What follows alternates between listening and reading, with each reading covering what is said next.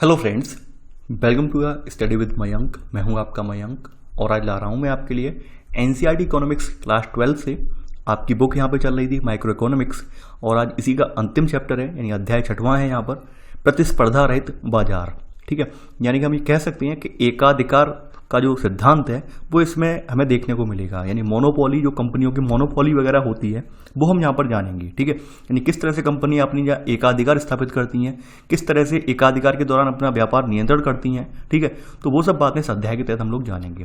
तो चलिए स्टार्ट करते हैं आज का वीडियो, देखते हैं क्या क्या डिस्कस करना है और क्या क्या नोट डाउन करना है। लेकिन कल पूर्ववर्ती अध्याय में आपने जाना था प्रतिस्पर्धा के बारे में, किस तरह से फर्मों को जो है मार्केट में टिके रहने के लिए प्रतिस्पर्धा करनी होती है। ठीक है, यानी कि जो पूर्ण प्रतिस्पर्धा वाला सिद्धांत था, ठीक है, उसका निर्माण एक बाजार की संरचना के रूप में किया गया था। प्रतिस्पर्धा होनी जरूरी थी जहां पर उपभोक्ता और फर्म दोनों कीमत स्वीकार करता थे। यानी कहने का मतलब ये है कि जो फर्म है वो अपना जो प्रोडक्ट है एक तय कीमत पर बेचने को तैयार थी और उसी तय कीमत पर जो उपभोक्ता उसे खरीदने को तैयार थे। तो आपने प्रतिस्पर्धा के बीच में ये खरीद फरोख्त का सिद्धांत कल आपने देख लिया था, किस तरह से उपभोक्ता यहाँ पर चीज़ों को खरीदता था। ठीक है, यानी कि यहाँ पर आपने प्रतिस्पर्धा वाले बाजार में कुछ चीज़ें भी कल आपने देखी थी, यानी फर्म और वस्तु के उपभोक्ताओं की बड़ी संख्या विद्यमान होती है प्रतिस्पर्धा वाले बाजार में। ठीक है, दूसरी बात यह है कि वस्तु का उत्पादन करने या बंद करने की जो कहते नहीं है, बंद करने का पूरा जो जिम्मेदारी होती है वो फर्म की होती है। यानी किसी फर्म को यानी प्रवेश करने की और बहिर्गमन करने की, ठीक है, यानी निर्बाध रूप से आगमन की और बहिर्गमन की पूर्ण स्वतंत्रता होती है। ठीक है, देखिए यहाँ पर अगली बात यहाँ पर वही आपने देखी यहाँ पर कल आपने देखा था कि भाई सभी प्रोडक्ट के बारे में उपभोक्ता और फर्म को यहाँ पर यानी निर्गत आगत इनकी कीमतों की पूरी जानकारी होती है। ये सब चीज़ें आपने कल प्रतिस्पर्धा वाले बाजार में देख चुके हैं। आप यानी प्रतिस्पर्धा वाले बाजार में ये खूबियाँ होती हैं, तो वो सब खूबियाँ आप कल अध्ययन कर चुके हैं। अब देखिए यहाँ पर कल आपने ये देखा था कि भाई एक बाजार में बहुत सारी फर्में विद्यमान थी। ठीक है, और बहुत सारी फर्में विद्यमान होने की स्थिति में वहाँ पर ये आपने देखा कि वहाँ पर ऐसे में क्या होता है कि ऐसे में वो अपनी लागत से ज़्यादा वसूल नहीं कर पा रही थी, यानी अपनी मुश्किल से लागत ही निकाल पा रही थी। क्योंकि फर्में बहुत ज़्यादा हैं, ऊपर से वहाँ पर आने जाने की छूट है, नई फर्में भी मार्केट में आ सकती हैं। ठीक है, और कोई भी फर्म जा सकती है। तो ऐसे में वहाँ पर वो अपनी मनमानी कीमत नहीं वसूल पा रहे थे, यानी कि जो वहाँ पर एक तय लागत जो सामान्य रूप से सभी फर्में फॉलो कर रही थी उसी लागत पर अपना प्रोडक्ट बेचने को तैयार थे। ठीक है, तो कल आपने ये सब चीज़ें देखी। अब देखिए यहाँ पर वही कहा गया है, यानी कि यहाँ पर कहा गया है ऐसा बाजार जिसमें एक फर्म होती है और क्रेता अधिक होती हैं, एकाधिकार कहलाता है। ठीक है, और वह बाजार जिसमें जो है बड़ी संख्या में फर्में होती हैं लेकिन, ठीक है, उपभोक्ता नहीं होते, उसे अल्पाधिकार कहते हैं। यानी कि ये मोनोपोली, आपने शब्द सुना होगा अंग्रेजी का मोनोपोली, वो यही एकाधिकार है। ठीक है, अब इसके बारे में आप लिखेंगे भी यहाँ पर। तो यहाँ पर हम एकाधिकार पर ही डायरेक्ट पहुँचते हैं। ठीक है, देखिए यहाँ पर आप पहले ये वाला जो पॉइंट यहाँ पर नोट कर लेना इससे पहले, क्योंकि एकाधिकार वाला पॉइंट मैं नीचे भी लिखवाऊंगा आपको। ठीक है, या एकाधिकार वाला अगर ऊपर ही लिख दे रहे हैं तो कोई बात नहीं, यानी ऊपर ही आप लिख दीजिए यहाँ पर, यानी पहला पॉइंट ये करके यहाँ से लेकर यहाँ तक, और इसी में सब पॉइंट ये, ठीक है, ये यहाँ से लेकर यहाँ तक। अब चलिए बात करते हैं एकाधिकार, जो वस्तु बाजार में सामान्य एकाधिकार फर्में हैं उनकी बात कर लेते हैं। देखिए पहले हमें कुछ समझना होगा, एकाधिकार होता कब है, क्यों होता है, मतलब इसका रीजन क्या है एकाधिकार का। देखिए एकाधिकार के बारे में अगर हम थोड़ा भारतीय अर्थव्यवस्था को देखें, जैसा कि आपने 1950 से लेकर 1990 के संदर्भ में अपनी भारतीय अर्थव्यवस्था देखी थी, यानी यहाँ पर पूर्णतः जो फर्में वगैरह जो स्थापित की गई थी वो सरकार के अधीन थी, मोस्टली फर्में सरकार के अधीन थी। ऊपर से बाहर से कोई फर्म एंट्री होने के लिए उन्हें जो है प्रतिबंध था, यानी बाहर से कोई फर्में आ नहीं सकती थी। यानी पूरी तरह से बाजार जो होता है इन्हें सुरक्षा प्रदान की गई थी इन फर्मों को, ताकि ये फर्में जो डूबे ना। ठीक है, और यहाँ पर एक तरह से भारतीय बाजारों पर इनका एकाधिकार था। देखिए एकाधिकार होने से कुछ फायदे भी होते हैं, कुछ नुकसान भी होते हैं। एकाधिकार होने का पहला फायदा तो ये होता है कि भाई जो फर्म है, फर्म को लाभ होता है, क्योंकि कोई और फर्म है ही नहीं। ठीक है, फर्म को लाभ होता है। दूसरी बात यह है कि प्रतिस्पर्धा ज़्यादा नहीं होती है, तो भाई उपभोक्ताओं को चयन करने की भी आसानी होती है। दूसरी बात यहाँ पर ये निकल के आती है। ठीक है, तीसरी बात यह है कि भाई फर्म जो होती है यहाँ पर बेहतर भी कर सकती है और बेहतर नहीं भी कर सकती है, दोनों ही बातें यहाँ पे निकल के आती हैं। ठीक है, अब हानियां क्या क्या होती हैं। हानियां ये होती हैं कि भाई एकाधिकार जब होता है किसी वस्तु पर, किसी फर्म का, तो वो अपनी मनमानी करती है। ये बात आप सभी जानते हैं। यानी किसी भी चीज़ का एकाधिकार हो, मान लीजिए अभी यूट्यूब पर केवल और केवल यानी कि आपका हिंदी माध्यम में आपका केवल यही स्टडी विद मयंक चैनल हो, ठीक है, और कोई चैनल हो ही ना, तो क्या होगा, यानी मनमानी होगी मेरी, मैं कंटेंट दूं या ना दूं, या फिर पढ़ाई करवाऊं अच्छे से ना करवाऊं, ठीक है, मनमानी हो जाएगी।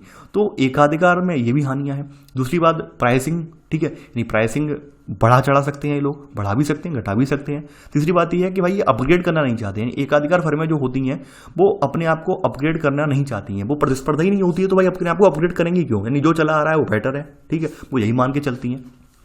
अब देखिए एक स्थिति और भी हो सकती है, यानी कि एकाधिकार फर्मों में ये भी हो सकता है कि कुछ फर्मों के पास जो है विशेष प्रौद्योगिकी हो, ठीक है, और वो अपना स्वामित्व जमाए हों। देखिए आपके सामने एक एग्जांपल में देता हूं, आपने नाम सुना होगा एक चिप निर्माता कंपनी इंटेल, ठीक है।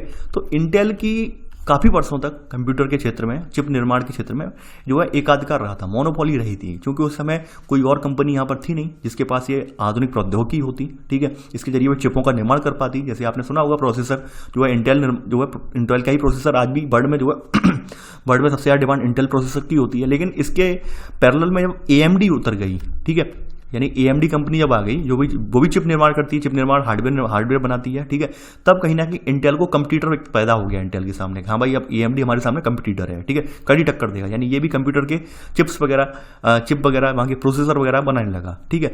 तो इंटेल ने फिर क्या किया, रिसर्च स्टार्ट किया। आपने देखा होगा इंटेल ने फिर नई जनरेशन के प्रोसेसर यानी लेटेस्ट, ये इसमें ये खूबियाँ वो खूबियाँ, ठीक है, तो ऐसे करके प्रोसेस करना शुरू किया। लेकिन आप अगर इंटेल का थोड़ा पिछला इतिहास उठा के देखेंगे तो आप ये पाएंगे इंटेल शुरुआत में इंटेल ने भी मनमानी चलाई, यानी चूंकि और कोई प्रोसेसर के क्षेत्र में था नहीं, तो इनके भी प्रोसेसर बहुत ज़्यादा हाई डिमांड, हाई महंगे आते थे, ठीक है, काफ़ी महंगे होते थे। लेकिन जब से AMD आई तब से इनके प्राइसिंग जो ऊपर इनकी हाई जाती थी उस पर बैलेंस लग गया, लगाम लग गया, यानी लोगों के पास अब विकल्प है, यानी इंटेल का ज़्यादा महंगा है तो AMD के पास स्विच कर जाएंगे, ठीक है।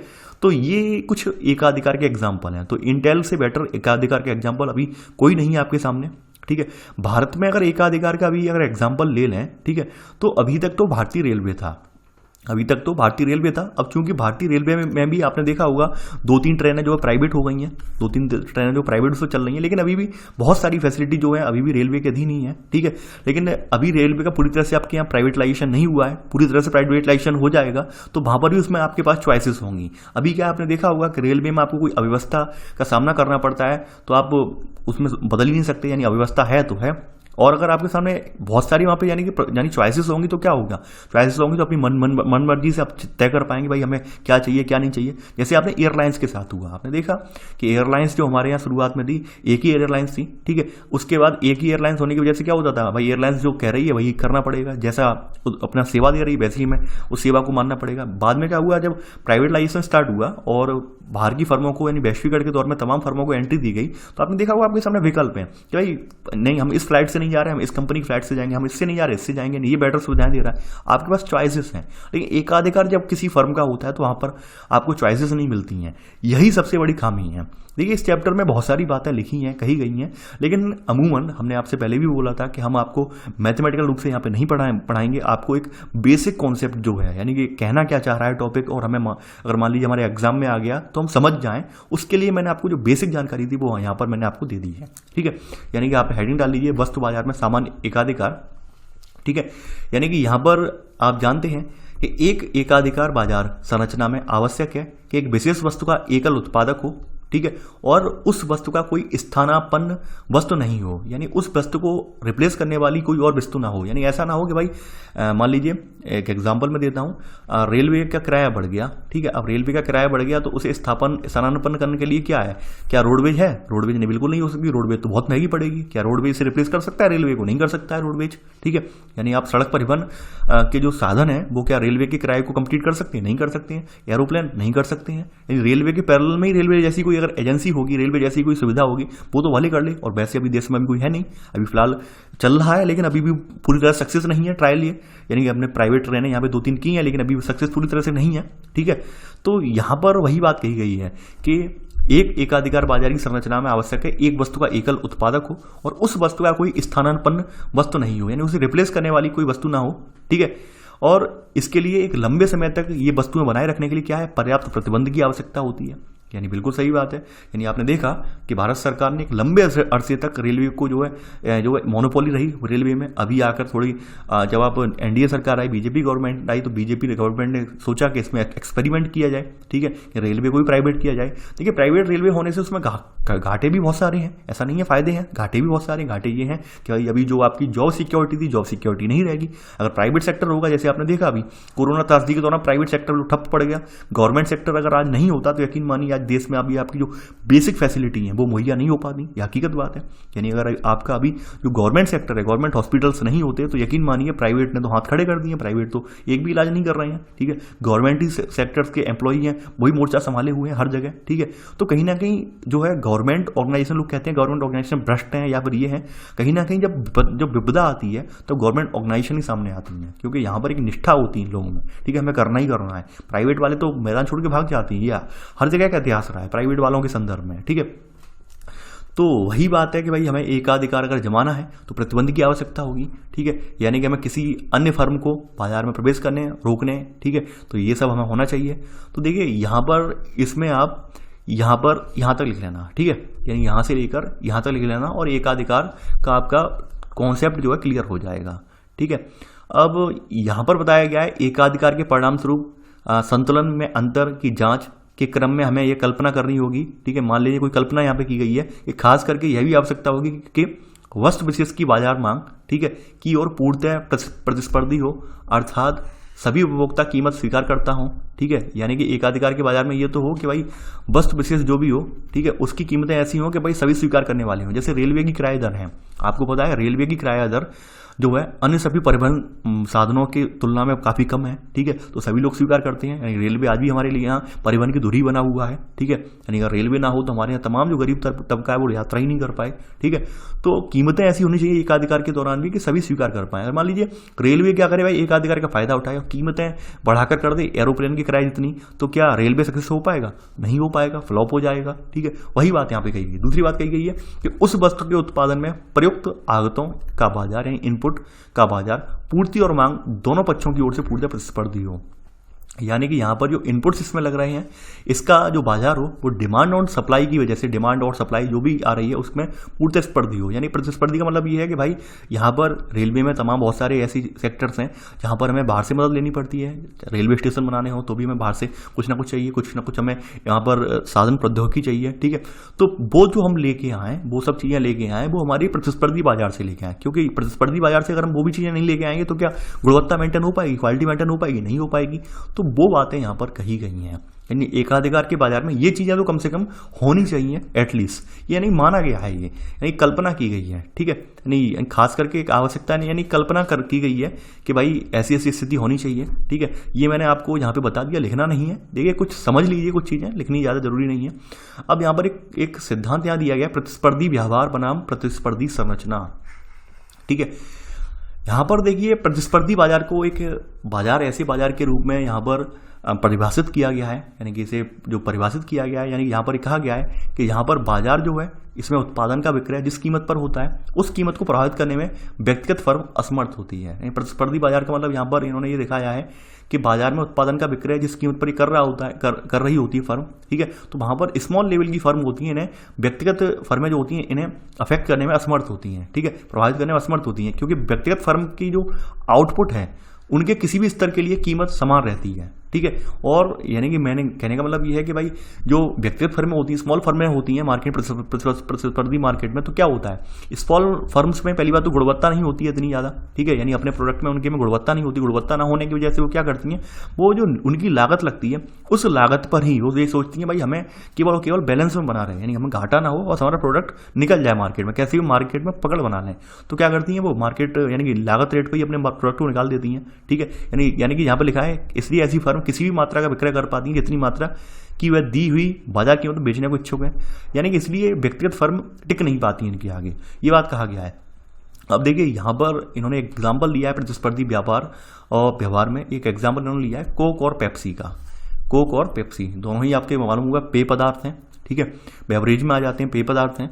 यहाँ पर कहा गया है कि भाई कोक और पेप्सी आपको पता होगा, देखिए हमारे यहाँ आपने देखा होगा कि ये जो चीज़ें हैं, यानी ये जो एग्जाम्पल लिए गए हैं, चूंकि इनकी लोगों को लत लगी हुई है, ठीक है। यानी कि यहाँ पर आपने देखा था उपभोक्ता का व्यवहार का अध्ययन करते हैं तो वहाँ पर साइकोलॉजिकल अध्ययन भी करते हैं। देखिए आप इस किताब में एक बहुत ही छोटा सा पहलू पढ़ रहे हैं अर्थशास्त्र का। अर्थशास्त्र को अगर डीपली पढ़ेंगे, डीपली एनालिसिस करेंगे, इसकी बहुत सारी कोर्स हैं, ठीक है, बहुत सारी कोरें हैं, तो उन सब कोरों में अगर हम घुसेंगे तो शायद यकीन मानिए कि चैनल पर जितनी वीडियो वो भी कम पड़ जाएँ, ठीक है। अगर मान लीजिए चैनल अगर अर्थशास्त्र का होता तो आपके यहाँ जो 900 950 वीडियो बनी वो भी कम पड़ जाती, क्योंकि अर्थशास्त्र इतना बड़ा है, इतना वाइड रेंज में है। ठीक है, तो यहाँ पे एग्जांपल लिया है कि कोक और पेप्सी का एकाधिकार है मार्केट में। ठीक है, और इनका विक्रय अधिक ऊंचा स्तर है या बाजार में हिस्सेदारी प्राप्त करने के लिए अनेक प्रकार से एक दूसरे की प्रतिस्पर्धा करते हैं। कोक और पेप्सी यहाँ पर कहा गया है, यानी कोक और पेप्सी में प्रतिस्पर्धा है, और दोनों प्रतिस्पर्धा जब कर रहे हैं तो हो सकता है भाई दोनों कीमत बढ़ा दें। ठीक है, ये भी कहा गया है। और प्रतिस्पर्धा के दौरान यहाँ पर एक बात कही गई है, एग्जाम्पल यहाँ पर दिया गया है कि किसान। ठीक है, यहाँ पर ये कहा गया है कि भाई कोक और पेप्सी अगर कीमत बढ़ा देंगे तो भी लोग खरीदेंगे। ठीक है, यानी कि यहाँ पर कहा गया क्योंकि कोक और पेप्सी के पास शीतल पेयों को बाजार है। ठीक है, यानी कीमत अगर बढ़ा भी देंगे तो भी लोग खरीदेंगे। वहीं किसान के पास जो गेहूं है, अनाज है, ठीक है, तो अनाज में प्रतिस्पर्धा नहीं कर सकता है। भाई किसान एक कहे कि भाई फलाने ने तो 1900 रुपये कुंटल के हिसाब से बेचा है गेहूं, मैं यहाँ पर 2000 बेचूंगा, क्या बेच पाएगा? नहीं बेच पाएगा। क्योंकि रीजन है यहाँ पर कोक और पेप्सी के पास तो भाई एक सामर्थ्य है। ठीक है, यानी टिके रहने का सामर्थ्य, उन्हें मालूम है हमें कैसे एक्सपेरिमेंट करना है, कैसे उत्पादकों में भुनाना है, कैसे उत्पादकों में खपाना है। क्या किसान के पास कोई सामर्थ्य है, कोई यहाँ पे उसके पास कोई नीति है कि भाई अपने गेहूं को हम कैसे खपाएंगे?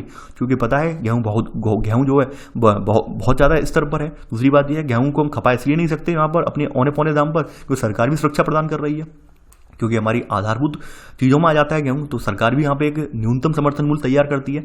इसलिए किसान अपनी गेहूं नहीं खपा सकता है, क्योंकि किसान अपने गेहूं की कीमत तय नहीं कर पाता। इस बात को लेकर काफ़ी विवाद भी रहा है, काफ़ी किसान मांग भी करते हैं कि भाई हमें अपनी कीमत तय करने का अधिकार दिया जाए। अधिकार इसलिए नहीं मिल सकता क्योंकि बेसिक है ये।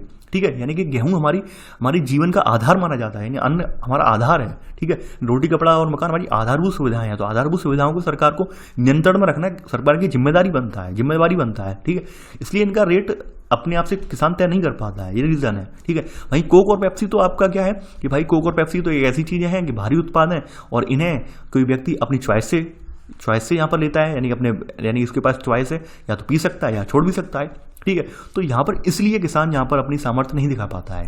तो ये सब बातें हैं ये प्रतिस्पर्धी व्यवहार में। ठीक है, और यहाँ पर वही बताई गई प्रतिस्पर्धी व्यवहार। ठीक है, और प्रतिस्पर्धी संरचना किस तरह से कार्य करती है। ठीक है, यानी आपने देखा होगा कि इनकी संरचना आपने देखी स्ट्रांग है, दोनों की कंपनी बैकग्राउंड स्ट्रांग है, यानी कंपनी को पता है मैं कैसे उत्पाद। वहीं किसानों की प्रतिस्पर्धी संरचना इतनी स्ट्रांग नहीं है। किसान आपको पता है वैसे ही कर्ज में डूबा रहता है, और वो ये कहे कि नहीं हम अपना गेहूं 2000 में बेचेंगे, इसी उस पर अड़ा रहे, तब तक बारिश आ जाए, मालूम पड़े वो 2000 वाला गेहूं 1400 रुपये कुंटल पे पहुंच गया, उसे तो घाटा हो गया, वैसे भी कर्ज में डूबा तो और कर्ज में डूब गया। तो किसान सामर्थ्य में नहीं है, जबकि कोक और पेप्सी को पता है कि हमें अपना उत्पाद कैसे बनाना है। ठीक है, इसलिए कोक और पेप्सी प्रतिस्पर्धी संरचना है, जबकि किसान नहीं है। ठीक है, और प्रतिस्पर्धी संरचना होगी तो फिर उसी हिसाब से व्यापार भी होगा। ठीक है, अब देखिए यहाँ पर वही बताया गया है कि बाजार मांग वक्र औसत संप्राप्ति। यहाँ पे बाजार मांग वक्र के बारे में बताया गया है कि बाजार मांग वक्र उस मात्रा को दर्शाता है जो उपभोक्ता विभिन्न कीमतों पर सम्मिलित रूप से क्रय करना चाहते हैं। ठीक है, यानी यहाँ पर ये नोट कर लेना बाजार मांग वक्र होता क्या है। बाजार मांग वक्र वो होता है कि जिस पर उपभोक्ता जो कीमत दी हुई होती है उसे उस वस्तु को क्रय करने के लिए तैयार होता है, तो उसे बाजार मांग वक्र कहते हैं। ठीक है, यहाँ पे आपने नोट कर लिया होगा। आगे बढ़ते हैं। अब देखिए ये बाजार मांग वक्र के बारे में बताया था आपने कि बहुत बड़ी मात्रा में विक्रय करने का एकाधिकार फर्म का निर्णय केवल कम कीमत पर ही संभव है। यानी अगर कोई एकाधिकार वाली फर्म है, देखिए वही सब सिद्धांत है घुमा फिरा के। अब एकाधिकार के संदर्भ में सिद्धांत दिए हुए हैं कि मान लीजिए कोई एकाधिकार वाली फर्म है, वो चाहती है कि हम एक बड़ी मात्रा में अपना एक प्रॉफिट कमाएं और बड़ी मात्रा में अपना जो प्रोडक्ट है वो मार्केट में खपा पाएं, मार्केट में उसे खपत कर पाएं। तो क्या करना होगा, उसे कीमतें कम करनी होंगी। कीमतें कम करेगी तो यकीन मानिए प्रोडक्ट की खपत बढ़ जाएगी, और अगर उसने प्रोडक्ट की कीमत बढ़ा दी तो क्या होगा, फर्म जो है अल्प मात्रा में, ठीक है, यानी कि या फिर उसे यानी कीमत बढ़ानी हो, यानी यहाँ पे लिखा है विलोमतः यदि एकाधिकार फर्म अल्प मात्रा में बेचने के लिए वस्तु को बाजार में लाए तो उसके लिए ऊंची कीमत पर वस्तु को बेचना संभव होगा। ठीक है, यानी कि यहाँ पर अगर फर्म को अगर सर्वाइव करना है, क्योंकि लोगों की अगर उपयोगिता है, लोग उसे जरूरी सामान के तौर पर देखते हैं। ठीक है, और फर्म को ये लग रहा है भाई इसे हमें कीमत बढ़ानी है, तो कीमत बढ़ाने के लिए क्या करना होगा, उसे मार्केट में कम से कम लॉन्च करना होगा। ठीक है, कम लॉन्च करेगा कीमत अपने आप बढ़ जाएगी। तो ये सब चीज़ें एकाधिकार के बारे में यहाँ पे बताई गई हैं। देखिए सब सिद्धांत वही पुराने सिद्धांत हैं, कोई नया सिद्धांत यहाँ पर नहीं है। मेन चीज़ था आपका एकाधिकार वाला, वो टॉपिक आप समझ गए। अब देखिए यहाँ पर एक एग्जाम्पल दिया गया है एकाधिकार फर्म का अल्पकालीन संतुलन। ठीक है, देखिए यहाँ पर अल्पकालीन संतुलन के बारे में यहाँ पे बताया गया है। यहाँ पर एक स्थिति दी गई है शून्य लागत की सामान्य स्थिति। शून्य लागत की सामान्य स्थिति कब क्रिएट होती है, यहाँ पर इन्होंने एक एग्जाम्पल दिया कुएं का। यानी कि मान लीजिए कि जमींदार के पास एक कुआं है, ठीक है, यानी यहाँ पर कहा गया है कि एक गांव मान यानी पूरा एक गांव या आसपास के गांव उनमें पानी नहीं है, ठीक है, यानी कोई सूखा प्रबल इलाका है, वहां पर एक ही कुआं है और एक जो कुआं है वो किसी एक व्यक्ति विशेष के हाथ में है, ठीक है। तो यहाँ पर वही बात कही है, इस गांव में एक ही कुआं है जिसमें पानी उपलब्ध है, सभी निवासी जल की आवश्यकता के लिए पूर्ण रूप से इसी कुएं पर निर्भर है और कुएं का स्वामी एक ऐसा व्यक्ति है जो अन्य लोगों को कुएं के जल से निकालने के लिए रोकने में समर्थ है, ठीक है, सिवाय इसके कि कोई जल का क्रय करे, ठीक है, यानी कि कुएं का जो स्वामी है वो इन्हें रोकने को में समर्थ है। तो यहाँ पर ये कहा गया है कि भाई रोकने में समर्थ है तो यहाँ पर कुआं किसका एकाधिकार में आया, यानी कि जो व्यक्ति है जिसके अधिकार में कुआं उसका एकाधिकार हुआ, ठीक है, यानी उसकी लागत यहाँ पे शून्य है, लागत तो आई नहीं रही है भाई, लागत उसकी शून्य है, वो अपनी मनमर्जी चलाएगा कि हाँ भाई आपको लेना है तो लो, यानी आपको जिंदा रहना है तो पानी लोगे ही लोगे, ठीक है। तो ये बात यहाँ पे शून्य लागत की स्थिति क्रिएट हो जाएगी, ठीक है, क्योंकि लागत उसकी कुछ नहीं आ रही है यहाँ पर। वहीं दूसरा एग्जाम्पल दिया गया है कि भाई मान लीजिए पूर्ण प्रतिस्पर्धा, कहने का मतलब पूर्ण प्रतिस्पर्धा का मतलब क्या है कि भाई उसी गांव में 4-5 कुएं हैं, अब 4-5 कुएं वालों में एक होड़ मची हुई है कि भाई वो फलाना कुआं वाला 5 रुपए बोतल के हिसाब से पानी भर रहा है, हम यहाँ पे 4 रुपए बोतल के हिसाब से भरेंगे, दूसरे ने कहा नहीं है हम तो 3.5 के हिसाब से भरेंगे। तो क्या है, प्रतिस्पर्धा है। प्रतिस्पर्धा की स्थिति में एक स्थिति ये भी हो सकती है कि कोई व्यक्ति शून्य कीमत कर दे, कीमत को शून्य तक कम कर सकता है, ये भी हो सकता है, ठीक है। तो ये स्थितियां यहाँ पर देखिए, इन स्थितियों को यहाँ परिकल्पना की गई कि भाई ये स्थितियां हो सकती हैं, ठीक है, यानी कि व्यवहार में ये स्थितियां हो सकती हैं। वास्तव में व्यवहार में स्थितियां ये नहीं होती हैं, ठीक है, जितना सोचा गया है उतना नहीं होता है, क्योंकि न्यूनतम लागत सभी निकालते हैं, यानी लागत तो सबको चाहिए ही चाहिए, ठीक है। लेकिन यहाँ पे वही बात है, शून्य लागत, ऐसा कोई उद्यम भी नहीं है इसमें शून्य लागत आती हो, हर उद्यम में लागत आती है। यहाँ पर एक परिकल्पना की गई हो, परिकल्पना को मैंने यहाँ पर एक दिखाया एग्जाम्पल के तौर पर आपको। आगे बढ़ते हैं यहाँ पर। अब देखिए आलोचनात्मक मत, एकाधिकार के सिद्धांत का आलोचनात्मक मत कहने का मतलब यह है कि कुछ अर्थशास्त्रियों ने इसको ऊपर भिन्न भिन्न मत प्रकट किए, यानी कि किसके ऊपर, जो एकाधिकार मोनोपोली वाला सिद्धांत है इसके ऊपर कुछ अर्थशास्त्रियों ने अपने अपने मत प्रकट किए हैं, ठीक है।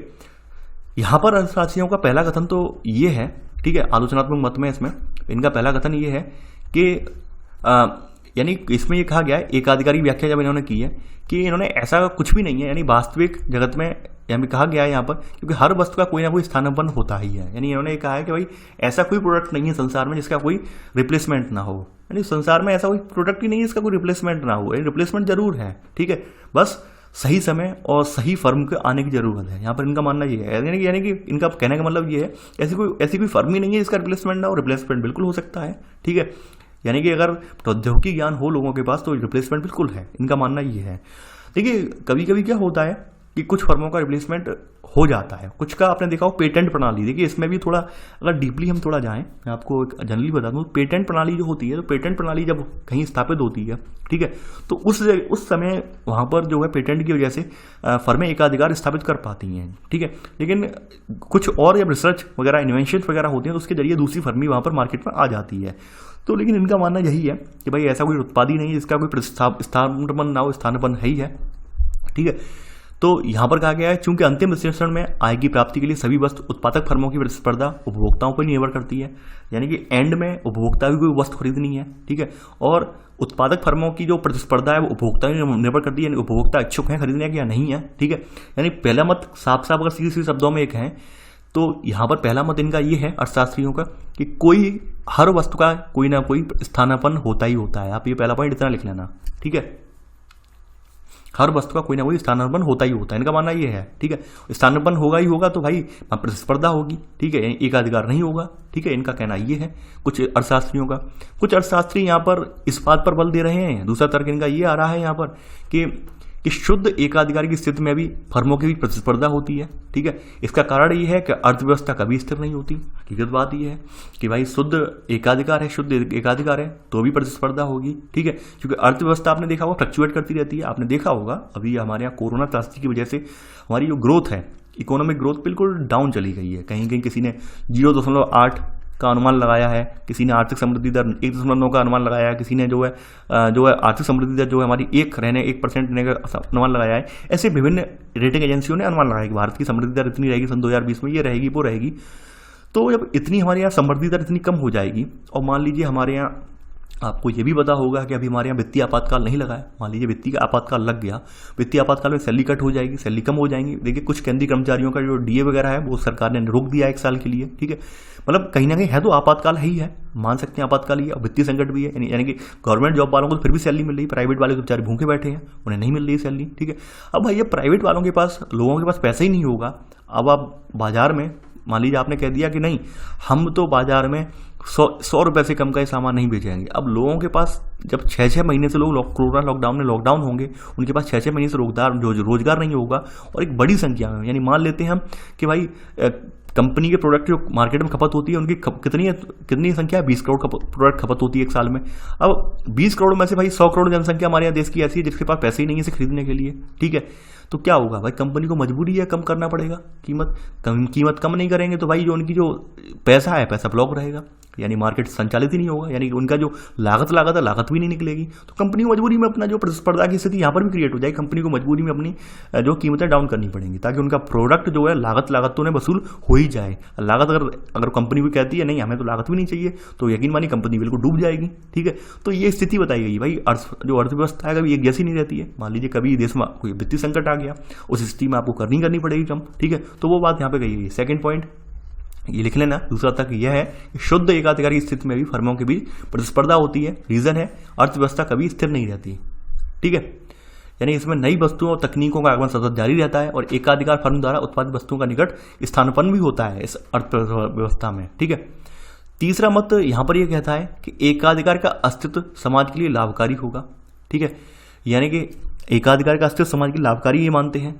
इसलिए मानते हैं कि भाई एक कोई फर्म होगी तो उसके पास रिसर्च और डेवलपमेंट करने के लिए, ठीक है, पर्याप्त निधि होगी। कहने का मतलब ये है कोई एक फर्म होगी तो पर्याप्त जो डेवलपमेंट करने के लिए, रिसर्च करने के लिए अच्छी खासी जो है खर्च कर सकती है, यानी आपकी धनराशि का।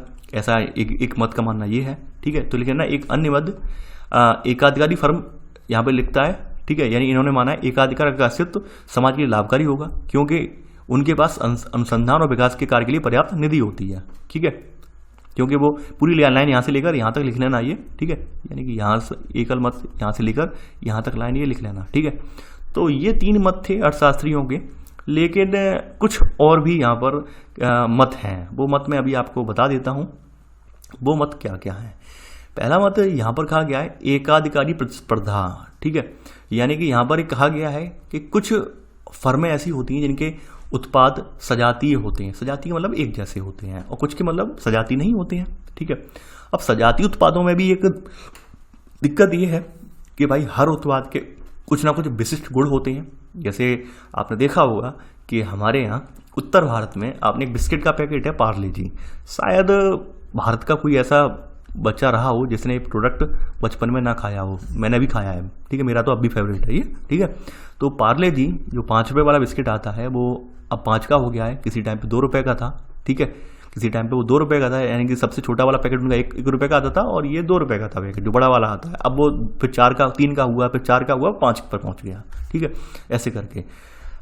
तो ये पार्ले जी है। अब इसका स्वाद एक अलग स्वाद है। कुछ बिस्किट और आते हैं, जैसे मान लीजिए पार्ले ब्रांड का ही मैं ले लेता हूँ, 2020 है, ठीक है। ब्रिटानिया ब्रांड के कुछ बिस्किट आते हैं, सबका स्वाद यानी सबके फ्लेवर अलग अलग हैं। जो जिसकी जुबान पे चढ़ा हुआ है लोग उसी को प्रेफर करते हैं।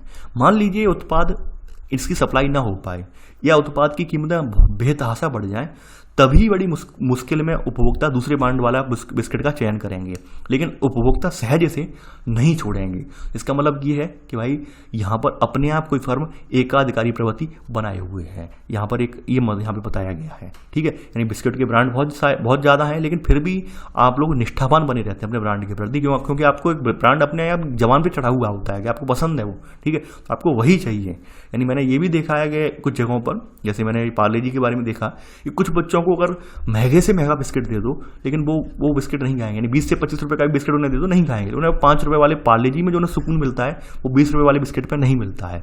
तो वो एक एग्जाम्पल यहाँ पर दिया गया है, ठीक है।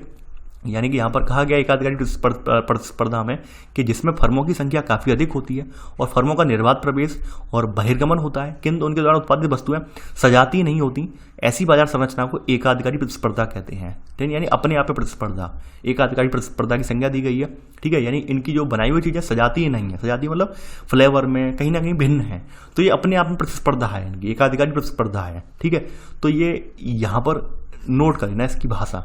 ठीक है, यानी कि आपने बिस्किट का एक एग्जाम्पल भी देख लिया। ठीक है, यानी कि यहाँ पर लिखा है कि धीरे धीरे उपभोक्ता को विशेष ब्रांड वाले बिस्किट खाने की आदत पड़ जाती है। सबको पड़ी हुई है, सबकी जबान पर हर स्वाद लगा हुआ है कि भाई हमें ये चीज़ पसंद है, किसी को कुरकुरे पसंद है, किसी को चिप्स पसंद है, हर किसी का मतलब एक अलग अलग स्वाद है कि भाई हमें ये पसंद है, हमें ये पसंद है। ठीक है, तो आप सहज ही उसे बदलने के लिए तैयार नहीं होते हैं, ये स्थिति यहाँ पे बताई गई है। ठीक है, और यानी कि हर फर्म जो है अपना अपना अलग अलग तरीके से उसे खपा रही है। ठीक है, तो वो बात यहाँ पर कही गई है। आगे बढ़ते हैं। यहाँ पर आगे बढ़ने से पूर्व यहाँ पर कुछ स्थितियाँ हैं। ये स्थिति एक यहाँ पे बताई गई है कि एकाधिकार में फर्म कैसे व्यवहार करती है।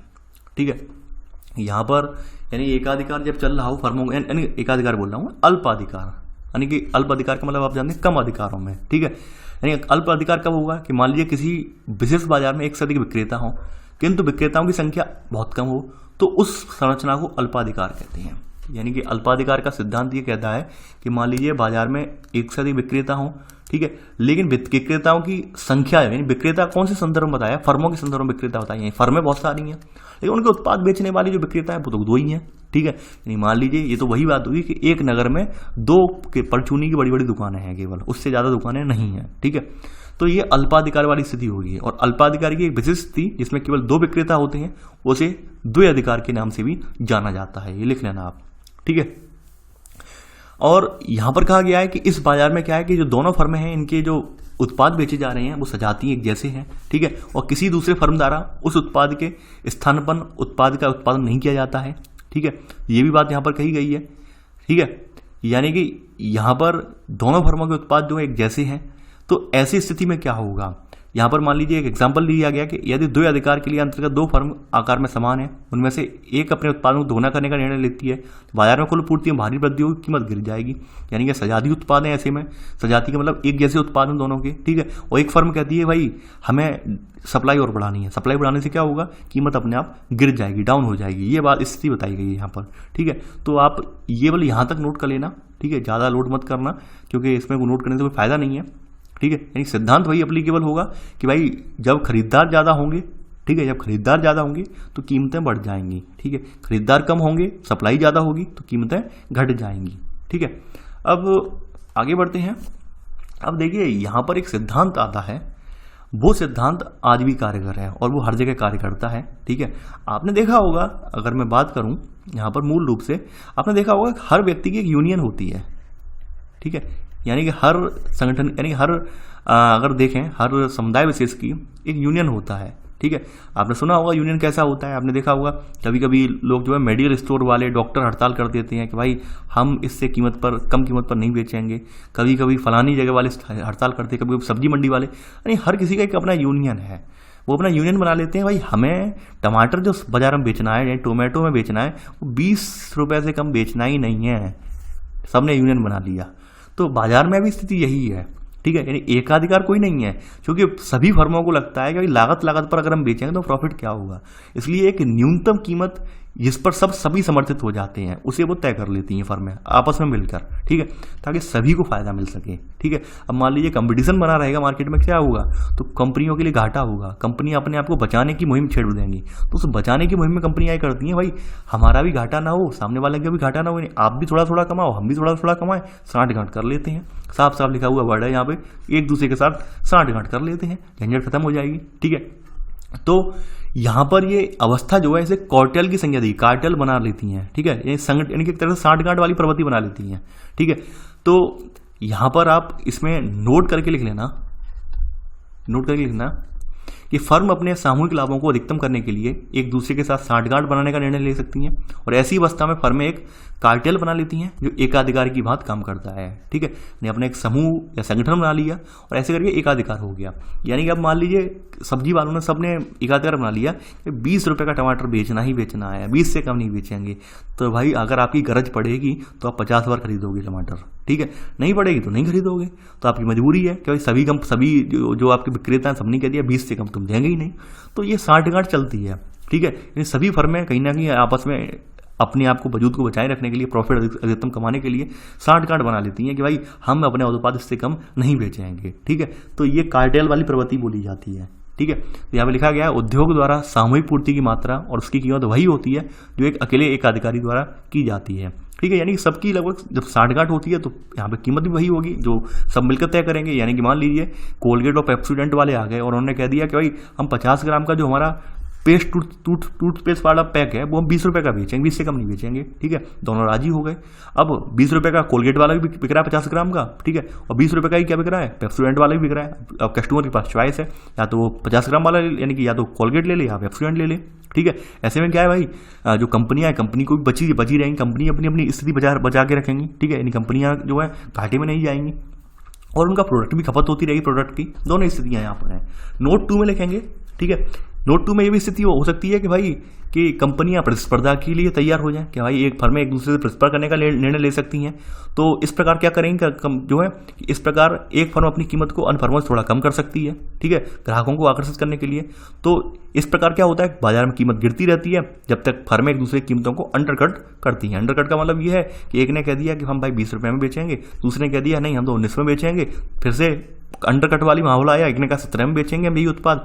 तो यहाँ पर अंडरकट वाली स्थिति चलती रहती है और एंड में एक कंडीशन ये भी आती है कि सीमांत लागत तक ये गिर सकती है, यानी इस हद तक गिर सकती है कि भाई हम लागत पे बेचने को तैयार हैं, हमारी जितनी लागत लगी है उतने में हम बेचने को तैयार हैं। ठीक है, तो ऐसी स्थितियां जो क्रिएट होती हैं उससे फर्मों को लाभ नहीं होता है। ठीक है, ये कंपटीशन वाली स्थिति होती है, कभी कभी आप बाजार में देखने को मिलती होगी, कुछ प्रोडक्ट में होती है कंपटीशन वाली स्थिति, तो वो स्थिति यहाँ पे बताई गई है। देखिए, इसी के साथ आपका ये चैप्टर समाप्त हो जाता है। चैप्टर समाप्त, बुक भी समाप्त। ठीक है, ये वाली। और अब हम इसके अलावा इसके बाद जो आपका मैक्रो इकोनॉमिक्स है, समष्टि अर्थशास्त्र है, उसकी अवधारणा को कल से जानेंगे। आई होप आपको ये वीडियो पसंद आया होगा। देखिए, सबसे बड़ा दुर्भाग्य ये है कि आप लोग इकोनॉमी के जो वीडियो हैं वो आप पसंद नहीं कर रहे हैं। ठीक है, और मुझसे कमेंट करके तो ये कहते हैं आप कि सर रमेश सिंह करवाइए। देखिए, रमेश सिंह मैं करवा दूंगा, रमेश सिंह करवाने में कोई मेरी लिए बड़ी बात नहीं है, रमेश सिंह इससे सिंपल ही है। ठीक है, रमेश सिंह मैं करवा दूंगा, लेकिन हकीकत बात यह देखने ही वाले नहीं है। यानी मेरी ये जो वीडियो आप देख रहे हैं, लास्ट वाली वीडियो मात्र 14 लोगों ने वॉच की है, 14 लोगों ने देखी है। जानकर आपको बड़ी हैरानी होगी। आप व्यूज पर मत आइए, मेरे पास एनालिसिस होता है कौन अभ्यर्थी क्या क्या देख रहा है। ठीक है, 14 लोगों ने केवल वॉच की है। अब ये स्थिति है, यानी आप इकोनॉमी से एक और तो कहते हैं सर ये बुक करवाइए, स्टैंडर्ड बुक स्टार्ट करवाइए, और आप उसी इकोनॉमी से विमुख हो जाते हैं। यकीन मानिए आप मेरे साथ तो मतलब धोखा नहीं कर रहे हैं, आप अपने आप के साथ कर रहे हैं। ठीक है, तो मैं कोई भी बुक तभी स्टार्ट करवाऊंगा जब मुझे भरपूर समर्थन मिलेगा। समर्थन नहीं होगा तो मुझे अपना टाइम खराब करने से क्या फायदा। यहाँ पर तो मेरी मजबूरी है, एनसीईआरटी चल रही है तो मैं करवा दे रहा हूँ कंप्लीट, वरना मैं स्टैंडर्ड बुक इसकी तभी स्टार्ट करवाऊंगा जब कम से कम 1000 अभ्यर्थी तैयार होंगे कि हाँ सर हम डेली पढ़ेंगे। क्योंकि पढ़ाने में तभी तो इंटरेस्ट आता है कि भाई जब आप प्रत्युत्तर दें, कमेंट करके बताएं कि सर हमें समझ में आया, ठीक है, हम इससे सीखने को मिला हमें। अब आप हम बताएं, रेस्पॉन्स करने वाले हैं ही नहीं, रेस्पॉन्स करने वाले भी हैं वो लोग वीडियो देखते नहीं हैं। देखिए, हमने स्थिति यहाँ पर चैनल पर ये भी देखी है कि कुछ लोग क्या होते हैं, मयंक सर को खुश करने के लिए लाइक कर देते हैं। लाइक कर दिया क्या भाई लाइक हो गया, मयंक सर खुश हो जाएंगे, लाइक इतने आ गए, मयंक सर को पता नहीं चलेगा, वीडियो देखते नहीं है। ठीक है, कुछ लोग फटाक सी ने जैसी वीडियो आया कि हाँ सर बहुत अच्छा है, नाइस सर, यानी पहली सेकंड में उन्होंने कमेंट कर दिया और सर को वैसे पता ही नहीं चलता है, वो लोग वीडियो देखते ही नहीं है। हकीकत बात है वो वीडियो देखते ही नहीं है, वो केवल कमेंट किया, उन्होंने कमेंट करके रहता है कि मयंक सर की निगाहों में हम हाईलाइट हो जाएंगे, मयंक सर को पता रहेगा कि हाँ हम एक अच्छे स्टूडेंट हैं, लेकिन वीडियो देखते ही नहीं है। तो ये आप मुझे धोखा नहीं दे रहे हैं, ये अपने आप को धोखा दे रहे हैं। ठीक है, अगर आपके अंदर ऐसी प्रवृत्ति है तो चेंज कर दीजिए। देखिए, आपको ये तो गोल्डन अपॉर्चुनिटी मिल रही है कि चैनल आपको जो फ्री ऑफ कॉस्ट सब कुछ दे रहा है। यकीन मानिए आप यही जो कंटेंट है ना, आप किसी कोचिंग में जाकर लें या फिर कहीं जो ऑनलाइन अकेडमी है उन पर लें, वहाँ पर सब पर आपको चार्जेस लगेंगे, और मैं यहाँ पर सबको आपको फ्री ऑफ कॉस्ट दे रहा हूँ और आगे भी देता रहूँगा। ठीक है, फिर भी आप पढ़ने को तैयार नहीं है तो भाई इसमें तो फिर आपकी गलती है। तो चलिए आज के लिए उतना ही। Thanks for watching. जय हिंद।